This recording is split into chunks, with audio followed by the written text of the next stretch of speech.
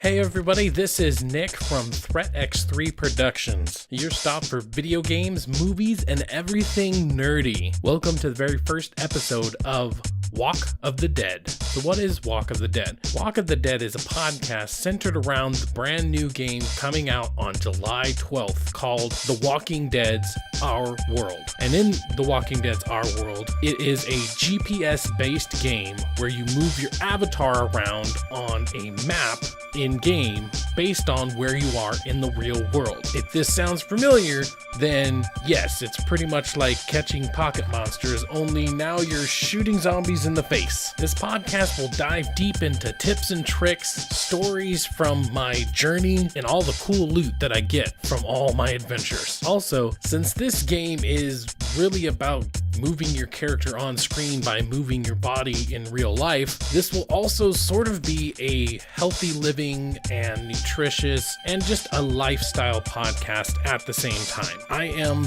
over 300 pounds and I want to change. So if you're anything like me and you're stuck somewhere between hefty and fluffy and you have an interesting obsession with zombies, this might be the podcast for you. If you just like zombies and you like being outdoors, this also might be the podcast for you. If you like anything about The Walking Dead and you think the game itself is really cool, this might be the podcast for you. This will be a weekly podcast where I'll talk about the things I've done, the walks I've taken, the stuff I've eaten, and even maybe how much pounds I've been losing. Hopefully. Maybe. We'll see. I'm really trying. So if you'd like to lose the pounds along with me, then you can follow us at walktill_I'm dead. That's walktill_I'm dead. Now you might be wondering, hey Nick, why didn't you just go at Walk of the Dead? Yeah, somebody already freaking had that. And guess what? They don't even tweet on it. They haven't made a single tweet on that account, and I can't even take it. I'm going to be contacting Twitter and figuring out maybe if I can take it. I've also at Walk of the Dead, and I tweeted them and I'm like, hey, would you mind deleting your account so I can please have it? But we'll see how well that does. If you like me at ThreatX3 Productions, then you can check out our YouTube channel. On there, we also talk about video games and movies and a lot of other things. We have a couple of other podcasts if you're interested in nerdy stuff. Nerd to the Third is much more broad subject. We talk about movies, we talk about what TV shows we've been binging on, obviously what we've been playing, but we also try to incorporate comic books and tabletop games. So check that out. Then there's UbiChat. UbiChat comes from our love of Ubisoft, the video game maker. The video game maker? Publisher? I don't know. They make games, and we like them, so it is a podcast specifically about Ubisoft games. If you're an Ubisoft fan and you like most of their games, then it might be the podcast for you. Give it a check on UbiChat on iTunes and Anchor. Nerd to the Third on SoundCloud, iTunes, and both can be found on most other podcast streaming services. So on today's show, we're going to be talking about why I'm so excited about The Walking Dead Our World. But more importantly, what makes this more than just a clone? So what am I so excited about for The Walking Dead Our World? Honestly, zombies.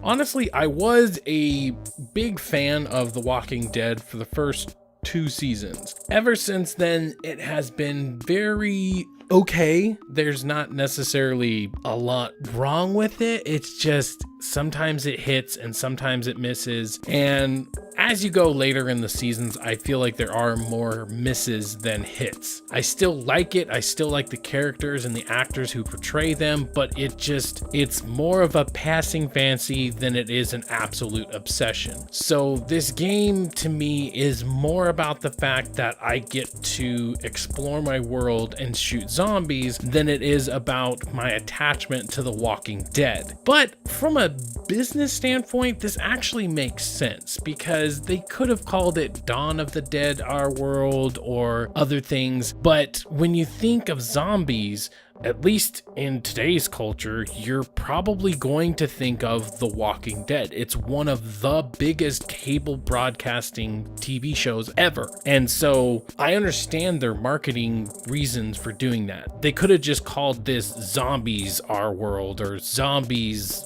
Are Alive, or they could have called it something like that. But instead they went with The Walking Dead because at least it has the recognition. Now, the only big worry I have about calling it The Walking Dead is there are probably a lot of fans like me who still like it, but are very jaded by it. And there's probably even more that just outright stopped watching it a long time ago. And even more that probably didn't like it because it was popular. And so they just stopped it. So it's a risky game calling it The Walking Dead because it could invoke nostalgia, but it could also invoke rage, and they don't even want to try it out. I hope if you're listening to this, you're at least willing to give it a try because, like I said, I want to see this more as a zombie survival game than it is a Walking Dead game. This is more zombies in my world, and there's just happens to be Dale and Rick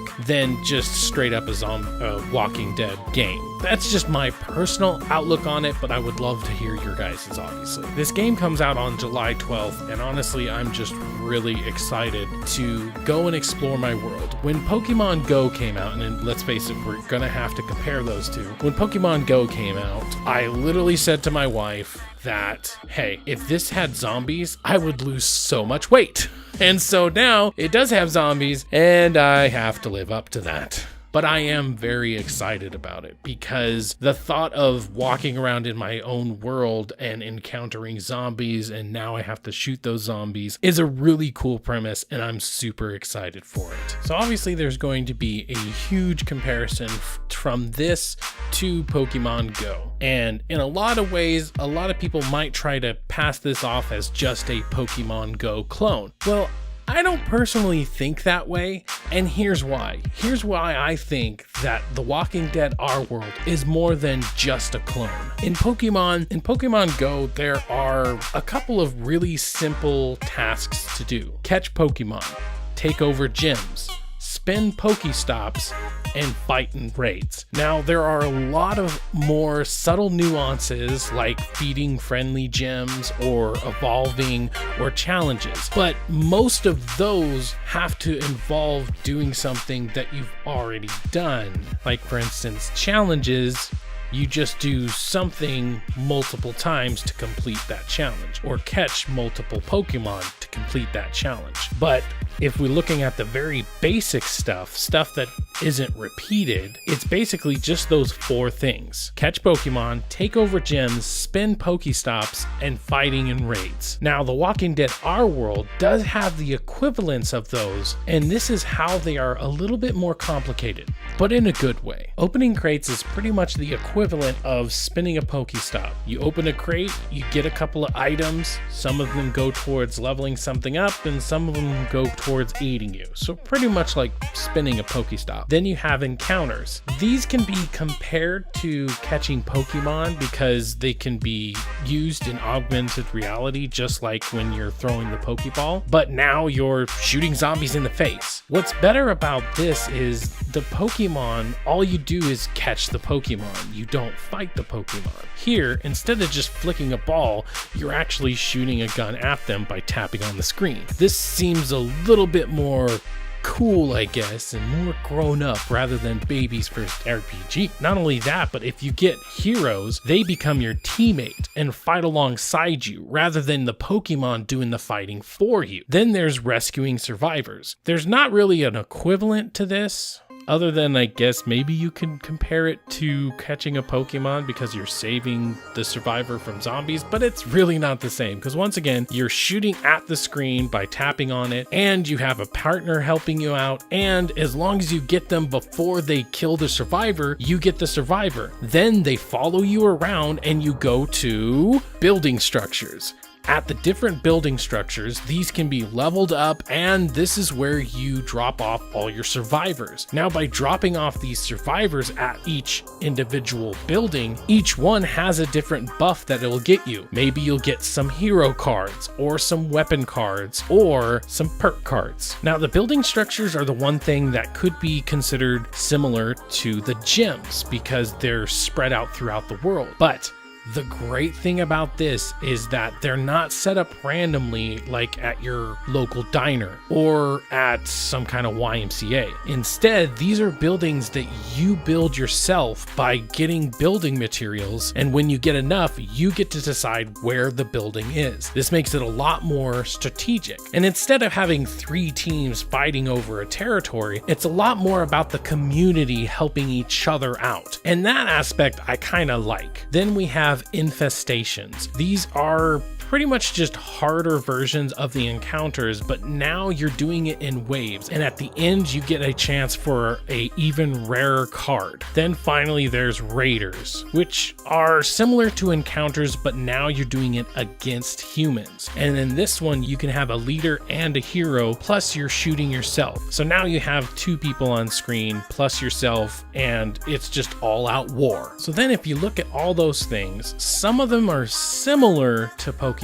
but there's also just more to do. You can open crates, encounters, rescue survivors, build structures, infestations, and raiders. Whereas in Pokemon Go, once again, you can only catch Pokemon, take over gyms, spin Pokestops, and fight in a raid. So just on a basic level, if you only look at the different type of icons you have on your map, there's one more thing you could do. So by a numbers game, it's a little bit, but then you start adding in cards. This is built off of a card system. So basically, you get enough cards and you level that item up. This is a lot more of a looting type of game rather than the gotta catch 'em all. This feels a lot more like an RPG rather than a pocket monster simulator. Now granted, you can level up your Pokemon and even get legendary Pokemon, but The Walking Dead seems a lot more in depth, and here's a couple of differences. In Pokemon, all you level up are Pokemon, yourself, and gems. And gems you can level all the way up just to have somebody else come and take it away. In The Walking Dead our world, here's all that you can level up. You, your partners, weapons, bags, perks, buildings, vehicles, and probably so much more that I don't know because I haven't played the game yet. Now, buildings do disappear after 10 days, but if you're able to level that building up before the 10-day counter, then the timer starts over. So essentially, you could keep the building around indefinitely. So instead of you taking over the gym and then you turn your back and it gets taken over by instinct for the 5th time this day, instead you have a community of people working towards a common goal, and I kind of like that a little bit better. I like it more as a co-op experience rather than a PvP experience. And that's just me. Obviously, if you like the PvP-ness of Pokemon, then that's going to be the game for you. But I kind of like the co-op nature of this. Not only that, but there's huge potential of maybe adding teams somewhere down the line, maybe after they've done a couple of patches. And that is super exciting. Not only that, but we can have clans. So you bet we're gonna have the Walk of the Dead clan. So make sure to look out for that. I'm gonna make sure to try to get it on day 1, and worst case scenario, we'll call it the TX3 company. But that will be hopefully we'll get the Walk of the Dead clan, since it's going to be a brand new game, and I will try to get it on day 1. So look out for the Walk of the Dead clan, and so we'll make sure to work together, do daily and weekly missions together, and take over the entire world, freeing it from zombies. Let's do it, guys. So that's pretty much all I have for you today. Like I said, it was going to be a kind of a small episode because the game isn't out yet, so we can't talk too much about strategies and stuff until I get my hands on it. I just wanted to get this podcast out here and maybe get the word out just a little bit more, and maybe even get some information to some people who might not know that much about it. So if you're interested in it, please download it on July 12th. This is not a sponsored thing. I'm not sponsored by the makers of this game. This is just, I like zombies and I can't wait for this game to come out. So go ahead and download it and play alongside me and learn alongside me and maybe even lose some weight alongside me. The last thing I wanted to talk about was the future of Walk of the Dead. Each weekly podcast is mainly going to be a discussion. We're going to have different segments. We might even have reoccurring segments, but usually we'll talk about the adventures I've been on, the loot I've been getting, some tips and tricks that I'm starting to pick up and everything. But we are going to learn on the way. So a lot of this is going to be a lot easier if we work together. So make sure to go to walktill_I'm dead on Twitter, or you can go to threatx3productions.com and contact us there, or even walkofthedeadpod pod@gmail.com. Contact me whenever and I will try to get through all the tips and tricks and go through them myself and might even end up on the show. And lastly, I would like you to send in some songs, because a lot of you might listen to this as you're out and about exploring and walking and on your jog. So I would like to make this a very walk-friendly experience. You have me talking and giving you tips and tricks, then maybe a music break. So I'd like you to send in your songs. Give me the title of the song, who you'd like to be known as, and you can end up on the show. Obviously, I'm only going to be able to do this when people send in songs, so please send in as many as you want. Or if you have songs that you like to listen to and there's no royalties and they're license free, you can send those in too, and I will add them to the podcast. So thank you for joining us for the inaugural episode of Walk of the Dead. And remember, when the dead rise again, it's time to get rid of that double chin.